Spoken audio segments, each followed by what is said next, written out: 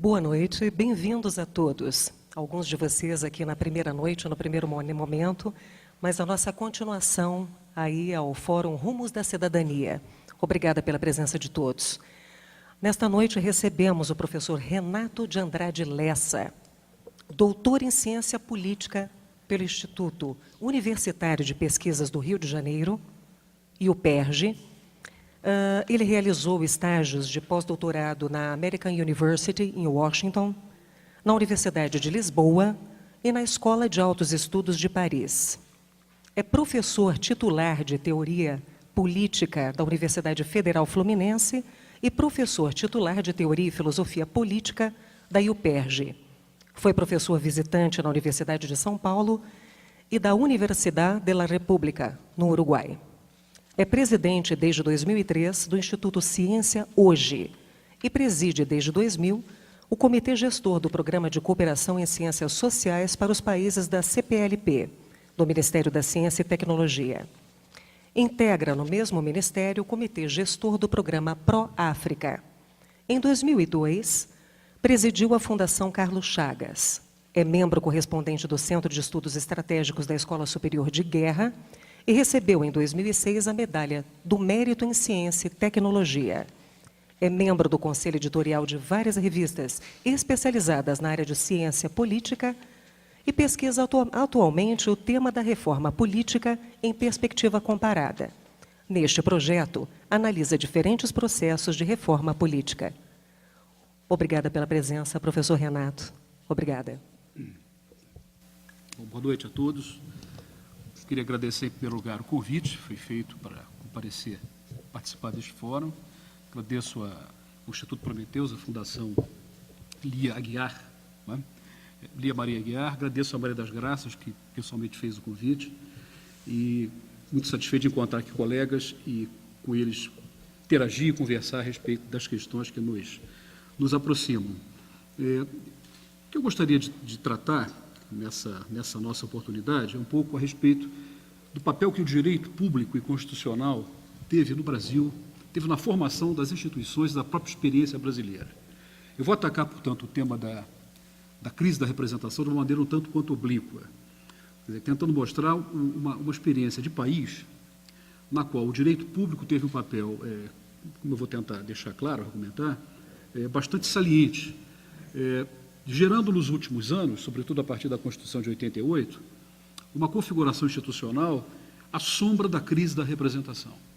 Quer dizer, uma configuração institucional que convive com a crise da representação política, mas, ao mesmo tempo, abre caminhos para outras formas de inserção e participação política, independentemente dos canais tradicionais da chamada democracia representativa.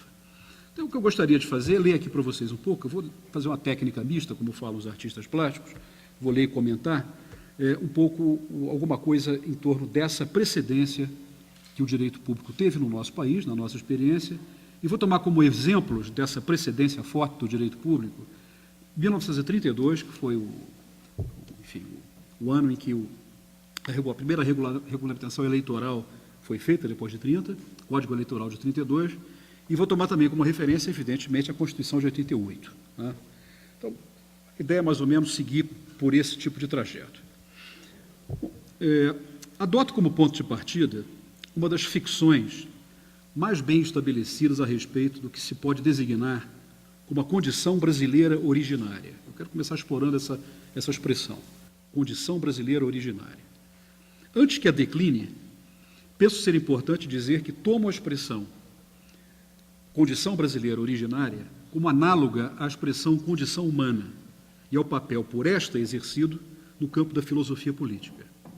Com efeito, este campo, que não se confunde com o campo da ciência política, exige como condição de possibilidade a definição de um conjunto de atributos que constituem imagens de natureza humana, das quais se seguem desenhos de ordem política e social a elas adequados.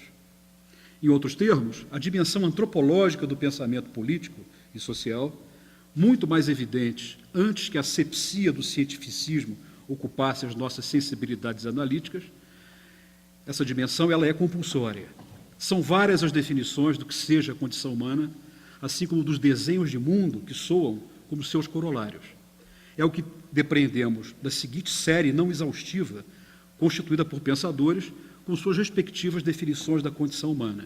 Aristóteles, o animal que fala; Montaigne, o animal que crê; Hobbes, o animal que teme; Locke, um animal portador de direitos naturais; Marx, o animal laborans. Para cada um deles, resulta uma imagem precisa a respeito do que é e deve ser a vida social, adequada à antropologia que lhe antecede. O que produzimos são mais depictions do que descriptions, são mais pinturas do que descrições. Se o argumento procede para as ficções que constituem a condição ou natureza humanas, penso aplicar-se com idêntica força àquelas ficções que fundam interpretações de experiências nacionais ou coletivas. Se falamos em ficções, a expressão condição brasileira originária, entre aspas, não pode ser tomada como índice de algo realmente existente, para usar um vocabulário em desuso, de algo fixado material e objetivamente em nossa origem, seja lá o que isso signifique, e que tem imposto de forma inelutável um determinado destino nacional. Muito menos se trata de uma substância que subjaz intocável e permanente sob a trama dos acontecimentos, imune à erosão do tempo e à espera de sua detecção iluminada. Para que a expressão faça sentido, devemos seguir célebre prescrição metodológica de Jean-Jacques Rousseau, do discurso sobre a origem e os fundamentos da desigualdade entre os homens. É necessário, aspas, afastar todos os fatos, pois eles não se prendem à questão, fecha aspas. Em outros termos, ficções construídas a respeito da condição originária estabelecem formas de sensibilidade, quadros linguísticos e metafóricos, nos quais a experiência do país passa a ser dotada de sentido. Do ponto de vista de cada um dos seus autores, manifesta-se uma adesão àquilo que Rousseau denominou como raciocínios hipotéticos e condicionais mais apropriados a esclarecer a natureza das coisas. Isso a despeito da crença de que falam de um mundo realmente existente e que praticam atos de desvelamento ontológico a exibir a natureza objetiva e a substância das coisas. Mas de que desenho de condição brasileira originária se trata? É mais do que hora de decliná-lo. Desejo partir da imagem de país que serve de suporte à concepção desenvolvida por Oliveira Viana, intelectual brasileiro do início do século passado, a respeito do que é e deve ser o poder público, vale dizer, o Estado e a administração no país, em seu papel de configurador de uma experiência de fabricação e integração social. Penso ser este um dos mitos fundadores do pensamento político brasileiro do século passado. A imagem de um espaço, mais do que de uma experiência nacional, marcado pelo insolidarismo, pela ausência de laços sociais originários e espontâneos. O brasileiro originário é um dendrófilo, um ser que ama as florestas, um sujeito que não herdou a tradição comunitarista de seus antepassados europeus e que, no espaço americano, configurou uma paisagem humana na qual as interações são infrequentes e imperam a fragmentação e a subordinação ao espaço natural. Efeito mais do que previsível, para não falar de fatalidade, é o raquitismo cívico do personagem. Cito Oliveira Viana. O que a análise histórica e social dessas populações evidencia é que nada há, nem na sua psicologia política, nem na sua organização social, nem na sua estrutura antropológica, nem no seu meio geográfico, que lhes possa favorecer ou desenvolver a capacidade de luta cívica no terreno material. Fim de citação. O tema, por certo, não é original, ou mesmo nacional. Alberto Torres já havia indicado, outro intelectual brasileiro do século passado, já havia indicado algo a respeito antes de que populações meridionais do Brasil, livro principal de Oliveira Viana, e muito antes que instituições políticas brasileiras, outro livro importante, tivessem consagrado esse realismo histórico-sociológico, que constitui um dos fundamentos mais duradouros do pessimismo nacional. Aqui ao lado, na Argentina, Ezequiel Martínez Estrada, em sua monumental Radiografia de la Pampa, de 1933, ressaltou as dimensões do isolamento, do mundo sem experiência, da incomunicabilidade, da descontinuidade e do desmembramento, quando descreveu a Argentina profunda.